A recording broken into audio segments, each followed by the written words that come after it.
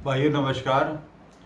भाइयों आप सबका अपने इस चैनल विस्पर ऑफ कॉस्मोस में स्वागत करता हूं। मित्रों, समय ना खराब करते हुए पहले आपको मैं कुछ महत्वपूर्ण बातें आज की वीडियो से संबंधित बताता हूं। मित्रों, जैसा मैंने वर्ण व्यवस्था में बताया था कि जो वर्ण व्यवस्था थी वो वास्तव में कर्म व्यवस्था थी। इस हिसाब से जो हमारे यहाँ बार्बर की सेवा है उसके लिए एक विशेष जाति थी जिससे केवल उसी जाति का व्यक्ति वह सेवा दे सकता था। जबकि विकसित देशों में सेवा किसी जाति से जुड़ी हुई नहीं है। जो भी सर्टिफिकेशन ट्रेनिंग को पूरी करेगा वो व्यक्ति वह सेवा दे सकता है। और मित्रों, विकसित देशों में आप देखोगे जितनी मेहनत से जिस तौर तरीके से वो एक डॉक्टर को तैयार करते हैं उसी के समकक्ष उतनी ही मेहनत से वो सभी सेवाओं को तैयार करते हैं, चाहे वो बार्बर की क्यों ना हो। यानी बार्बर भी उनके यहाँ मजबूताई से तैयार होता है, जो कि मैंने आपको इसी वीडियो के पार्ट 1 में आपको बताया है कि एक बार्बर वहाँ पे किस तरीके से उसे सर्टिफाइड किया जाता है, किस तरीके से दुकान को चालू किया जाता है। अब मित्रों, जब एक बार्बर को आप अच्छे से तैयार करेंगे और उसकी एक दुकान अच्छे से खोलेंगे, इससे देश में एक बेहतर सर्विस क्वालिटी का जन्म होगा और सुरक्षित, प्रोफेशनली मजबूत रोजगार उत्पन्न हो। मतलब हमने इस तरीके से आपको ये बताया है कि ये एक रोजगार है जो विकसित देशों में इन चीज़ों को बड़ा सीरियसली लिया जाता है, क्योंकि उसमें आय अच्छी है।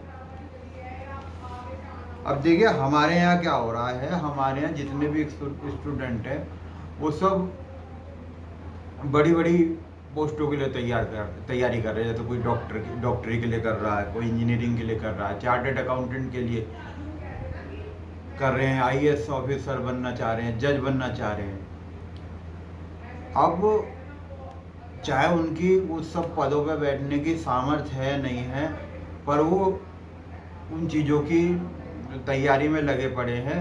और उसके पीछे जो कारण है वो सेवा का भाव नहीं है, उसके पीछे कारण है उन सेवाओं में जो धन है, जो पैसा उसमें मिलता है। कारण क्या है कि निचली सेवाओं में उतना धन नहीं है। और मित्र, अब छठा जो पॉइंट है वो आप 5वें से कनेक्ट करके देखना। विकसित देशों में जॉब की सेफ्टी है। जॉब की सेफ्टी कैसे है कि विकसित देशों में अगर आप डॉक्टरी आईएएस अधिकारी बनने के लिए मेहनत कर रहे हैं तो अगर किसी भी सूरत में वो आपका क्लियर नहीं हो पाता है तो तब भी आप जो उनसे नीचे की जॉब और सेवाएं हैं उस पर भी रह के आप अच्छा जीवन यापन कर सकते हैं। जैसे इस बात को मैं दूसरे तरीके से समझाता हूँ कि जैसे एक इंजीनियरिंग वाले जो फील्ड है उसमें 3 लेवल होते हैं। पहला होता है रिसर्चर, दूसरा होता है इंजीनियर और तीसरा होता है टेक्नीशियन। अब मान लीजिए विकसित देश की बात कर रहा हूँ कि वहाँ पे किसी बच्चे ने ये सोचा कि जो उसका कैलिबर है वो इंजीनियरिंग के पद के लिए है और उसने इंजीनियर बनने के लिए खूब मेहनत करी। पर मित्रों, कभी कभी हमें ऐसा लगता है कि हाँ हमारा कैलिबर इंजीनियर के पद का है, पर वो जब ही हमें पता चलता है वहाँ पर जाकर जब हम उस चीज़ को करते हैं, उससे संबंधित एग्ज़ाम देते हैं और एग्ज़ाम देने के बाद वो बच्चा अगर असफल रह जाता है तो वहाँ पर वो टेक्नीशियन बन जाएगा, क्योंकि टेक्नीशियन में और इंजीनियरिंग में पैसे के हिसाब से थोड़ा तो अंतर है, पर टेक्नीशियन के पद पे रहकर भी वो अच्छा जीवन यापन कर लेता है, जो कि हमारे यहाँ नहीं है। या बहुत ही आपको दूसरी स्थिति बताऊं कि वो वहाँ पर ट्रक ड्राइविंग कर लेगा, वहाँ पर प्लम्बर, कारपेंटर, मतलब वो एक जीवन स्तर से नीचे नहीं गिर सकता था। जो मैंने अपनी एक वीडियो में आपको ये बताया था कि बेसिक लाइफ की परिभाषा क्या है, वो बेसिक लाइफ विकसित देशों में सबसे निम्न स्तर है।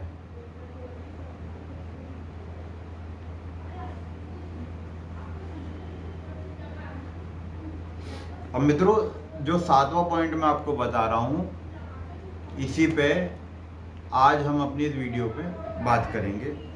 मित्रों, विकसित देश में क्या होता है, जो प्राइवेट सर्विसेज हैं और गवर्नमेंट सर्विसेज हैं का लाइसेंस या सर्टिफिकेट अगर रूल फॉलो नहीं करते हैं तो उस पर उसे सस्पेंड और कैंसिल कर दिया जाता है। मतलब आपने हमारे यहाँ तो सुना होगा कि सरकारी लोगों की सर्विस सस्पेंड हो गई और बाद में कैंसिल हो गई, पर प्राइवेट में यहाँ ये सिस्टम नहीं है। जबकि विकसित देशों में दोनों की सेवाएं, सरकारी और प्राइवेट, एक समान ही चलती है और उनकी मिनिमम बेसिक सैलरी भी वो एक समान ही होती है। तो मित्रों, आज इस 7 पॉइंट पे मैं बात करूंगा।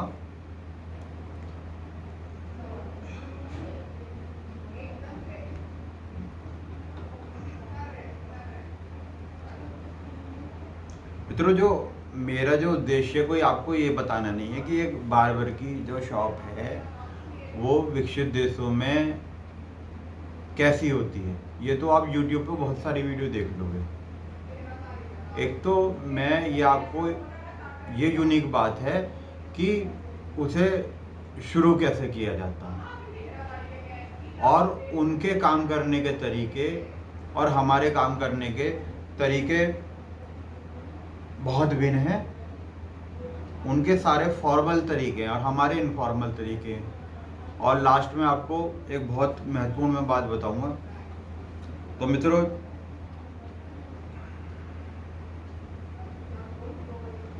यूएसए में बार्बर शॉप जो होती है उसे सस्पेंड होने के क्या क्या कारण हैं।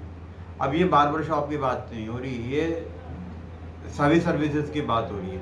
वहाँ जैसे ग्रोसरी स्टोर है, अगर वो रूल को नहीं फॉलो करेंगे तो उसे सस्पेंड कर देते हैं। सस्पेंड करना क्या होता है? सस्पेंड ये होता है कि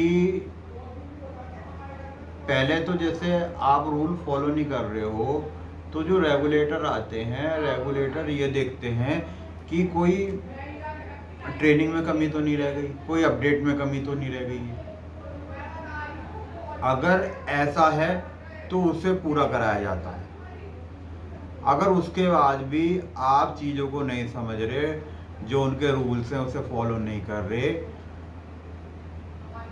मतलब उन्हें ऐसा लग रहा है कि लापरवाही के नतीजे हैं, तो वो आपकी शॉप को सस्पेंड कर देंगे कि आप उसे दुकान को 3 या 4 दिन के लिए चला नहीं पाएंगे। तो उससे आपका आर्थिक नुकसान होगा। और हाँ, इससे पहले एक चीज़ और मैं बताना भूल गया, सस्पेंशन से पहले वो चालान करते हैं। चालान का आर्थिक नुकसान होता है। जैसे आपका मान लो, वो कितना चालान करते हैं मुझे नहीं पता, माना उन्होंने आपका $300 का चालान कर दिया, $400 का चालान कर दिया। ये एक स्थिति है। दूसरी स्थिति क्या है कि अगर आपने फिर भी सुधार नहीं करा तो वो आपको सस्पेंड कर देंगे। और आखिरी ये होता है कि वहाँ दुकान ही बंद हो जाएगी अगर आप नियम से नहीं चल रहे। और ये ऐसा केवल एक दुकान के लिए नहीं होता, एक तरीके की दुकान के लिए नहीं होता, सभी सेवाओं के लिए ऐसा है जहाँ पर रेगुलेशन ज़्यादा होता है, जहाँ पर नियम ज़्यादा होते हैं। अब जैसे कुछ शॉप है, जैसे कपड़े की दुकान है, कपड़े की दुकान में तो कुछ नियम इतने खास नहीं होते, ठीक है ना। तो अब बात को आगे बढ़ाते हैं भाइयों।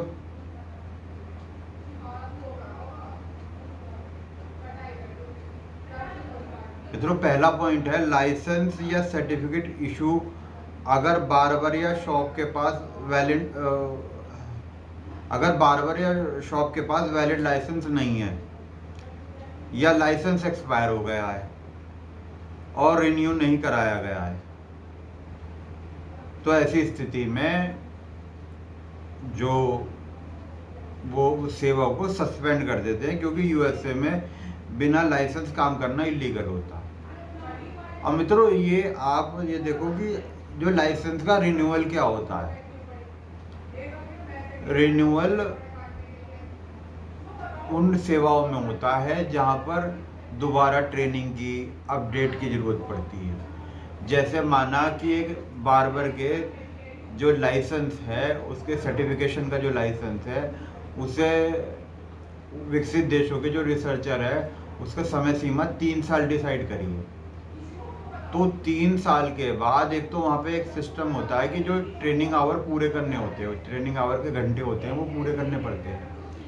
अच्छा, उसके बाद जैसे कोई नई टेक्नोलॉजी आ गई तो उसे वो अपडेट करना अनिवार्य समझते हैं।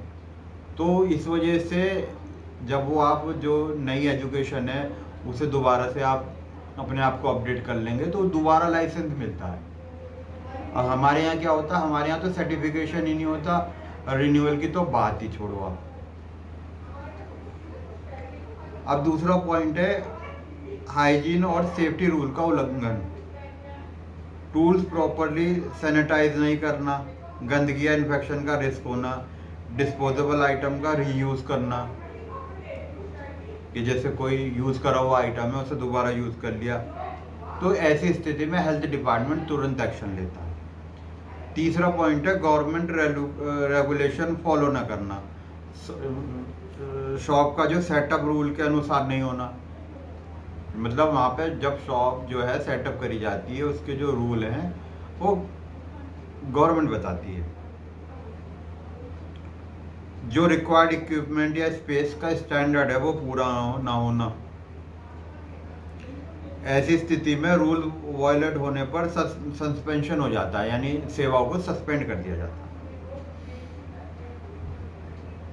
अब चौथा पॉइंट है भाइयों, टैक्स या रजिस्ट्रेशन इशू। तो इसमें है जी बिजनेस का रजिस्ट्रेशन नहीं होना, टैक्स सही तरीके से फाइल ना करना। ऐसी स्थिति में फाइनेंशियल जो कंप्लाइंस है वहाँ पर बहुत स्ट्रिक्ट होता है। पांचवा पॉइंट है जी employ law violation, minimum wage ना देना। मतलब इस पॉइंट के अंदर है मिनिमम वेज ना देना, एम्प्लॉय जो है जो वहाँ काम करने वाले लोग हैं, इलीगल वर्कर रखना, लेबर लॉ के द्वारा फिर एक्शन लिया जाता है इस स्थिति में। छठा पॉइंट है फ्रॉड या प्राइसिंग इशू, हिडन चार्जेस लेना, कोई छुपे हुए आपने चार्जेस ले लिए, कस्टमर को गलत जानकारी देना। इस स्थिति में जो कंज्यूमर प्रोटेक्शन लॉ है वो लागू होता है। सातवां पॉइंट है जी customer complaint illegal case, serious complaint आना, जैसे इंजरी और मिसकंडक्ट की सिचुएशन होना। ऐसी स्थिति में इन्वेस्टिगेशन के बाद दौरान शॉप सस्पेंड हो जाती है। ठीक है मित्रों, तो ये वहाँ पे सस्पेंशन के रूल होते हैं। और ये मैं आपको ये नहीं कह रहा कि केवल बार्बर की शॉप में लागू होते हैं, ये जितने भी वहाँ काम होते हैं जहाँ पर रिसर्चर ये बताते हैं कि रेगुलेशन नियम आवश्यक हैं, वहाँ पर ऐसा होता है। अब मित्रों यहाँ पे जो काम की बात मैं आपको बता रहा था कि ये बहुत महत्वपूर्ण बात मैं बताऊँगा, तो वहाँ ये देखिए कि उन्होंने एक तरीके से सबको खुश रखने की कोशिश करी है। आप लोगों को ऐसा लगता होगा यार वो बड़े डिफ़िकल्ट डेज है, वहाँ पे सर्टिफिकेशन लो और इतने रूल फॉलो करो, है ना, ये तो बड़ा झंझट वाला तरीका है। पर मित्रों ये सब इसलिए होता है क्योंकि इसमें देखिए सभी लोगों का ध्यान रखा गया है। अगर एक सर्टिफिकेशन की जब बात आती है तो वो ये देखते हैं कि यूज़र को, जो क्लाइंट कस्टमर उस व्यक्ति के या उस ऑर्गेनाइजेशन के या उस प्रीमिसेस में आ रहा है, उसे अच्छी सेवा मिले।